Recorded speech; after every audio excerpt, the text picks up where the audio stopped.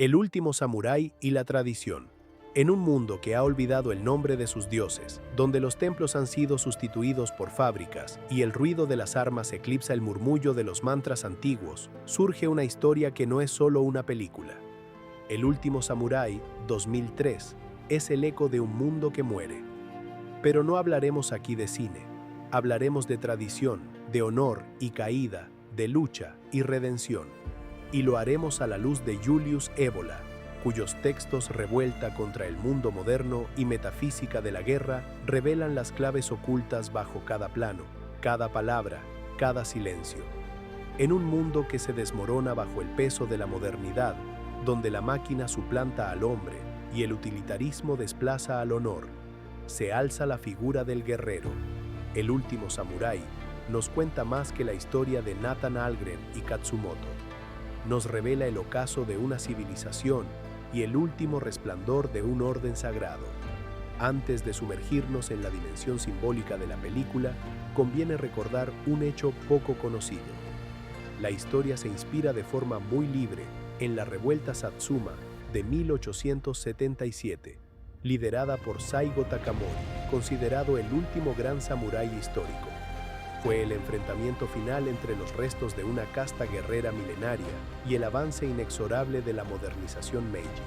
Pero lo que en la historia fue derrota, en el mito se transforma en arquetipo. A finales del siglo XIX, Japón se abre a Occidente. Los cañones rugen, las fábricas nacen, las vías del tren surcan la tierra. Bajo el nombre de progreso, el antiguo mundo de los samuráis es desmantelado. El código del Bushido, que durante siglos guió a la casta guerrera, es puesto en duda y arrasado por la política, el comercio y la velocidad. Para Evola, esta transición simboliza algo más profundo: la caída de la tradición. No hablamos de costumbres ni folclore, sino de un principio superior, de una medida vertical que conecta la vida humana con lo trascendente. Los samuráis representan ese orden solar, una vida orientada al honor, al deber y a la muerte consciente. El Japón Meiji, en cambio, anuncia el reino de la cantidad. Fábricas, contratos y estadísticas reemplazando símbolos, ritos y jerarquías. Nathan Algren es presentado como un soldado quebrado, un espectro de la guerra civil norteamericana, arrastrando consigo el peso de sus masacres en nombre de una bandera que ya no respeta. En términos ebolianos, Nathan es un hombre disuelto, expresión que define al individuo moderno, fragmentado, sin eje, incapaz de reconocerse en un orden superior. No hay cosmos, solo caos. Nathan es un guerrero devenido en mercader, convertido en mercenario por necesidad y por vacío interior. Esta degradación de la casta guerrera, del kshatriya al simple soldado a sueldo, es para Evola síntoma inequívoco del Kali Yuga, la Edad Oscura. El hombre que alguna vez luchó por principios, ahora vende su espada al mejor postor, desconectado de lo sagrado que antaño sostenía su arte marcial. La guerra ya no es vía de trascendencia, sino negocio, herramienta de poder político y económico. Nathan ha descendido del plano solar de la tradición al barro de la historia profana, y su viaje en la película será, en gran medida, el lento y doloroso retorno hacia la pureza perdida. Pero ese retorno no comienza en la aldea, comienza en el campo de batalla, en un instante que la película presenta casi como un detalle menor y que sin embargo lo cambia todo. En medio del caos, rodeado de muertos y de fuego, Nathan se enfrenta a un samurái vestido de rojo. Lo mata, no con elegancia ni con maestría, sobrevive por instinto, por violencia bruta, por puro reflejo de soldado. No siente victoria, siente el abismo. Este momento tiene un espejo perfecto en uno de los mitos fundacionales del alma caballeresca y espiritual de Occidente, el de Parsifal y el Caballero Rojo. En el ciclo del Grial, Parsifal llega a la corte del rey Arturo siendo casi un salvaje, ignorante del mundo caballeresco, deslumbrado por la figura de un caballero cubierto de armadura roja. Lo mata torpemente, con una jabalina arrojada desde lejos, sin duelo honorable, sin comprensión de lo que hace, y sin embargo, ese acto lo transforma. Al despojarlo de esa armadura y vestirse con ella, Parsifal toma su lugar, pero ya no es ese hombre. Ha matado lo que admiraba ciegamente, y esa muerte lo abre a algo más profundo. Es el primer umbral iniciático, el guerrero que destruye su propio reflejo para dejar de ser esclavo de la imagen y comenzar a servir al principio. Lo que hace este paralelo especialmente poderoso es que en ninguno de los dos casos el héroe comprende lo que acaba de hacer. Mata y sigue. La comprensión llega después, lentamente, en el silencio. En el corazón del invierno, Nathan es llevado a la aldea de Katsumoto. Aquí no hay discursos ni lecciones explícitas. Solo hay silencio, ceremonia y tiempo.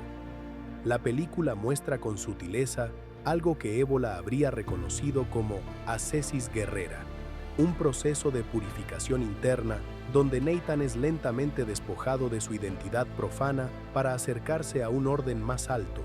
A través del kendo, la etiqueta, el contacto con la naturaleza y la disciplina del ritual, comienza a deshacerse del mercenario y a renacer como guerrero. El alcohol deja de ser un refugio, la violencia deja de ser huida, y la espada recupera su sacralidad. En la repetición de gestos cotidianos, Nathan entra en un ritmo cíclico de trabajo, entrenamiento y contemplación. Allí donde antes había ruido, surge silencio. Allí donde antes había fractura, aparece el centro. Para Ébola, este tránsito no es meramente psicológico, sino iniciático. Nathan comienza a reconectarse con la dimensión vertical de la existencia.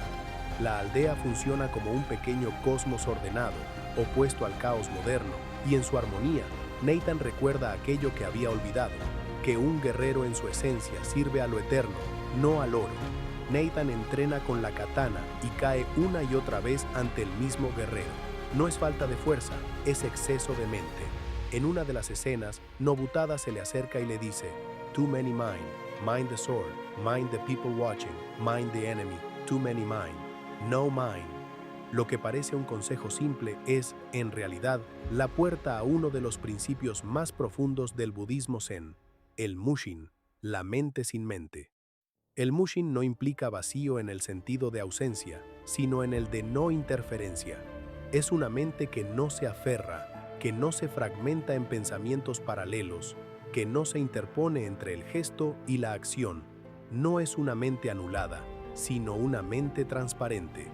Este estado fue cultivado e idealizado en las artes marciales de los samuráis, donde la acción debía surgir sin vacilación ni fisura. En ese contexto, armoniza con el espíritu del Bushido, el camino del guerrero, aunque no nace de él ni se limita a su marco. El Bushido exige rectitud, presencia y dominio de sí. Pero lo que aqueja a Nathan no es solo una torpeza técnica, es una fractura interior. Su mente no está en el combate, sino dispersa entre el pasado que lo persigue y la imagen que intenta sostener ante los demás. No falla porque el enemigo sea más fuerte.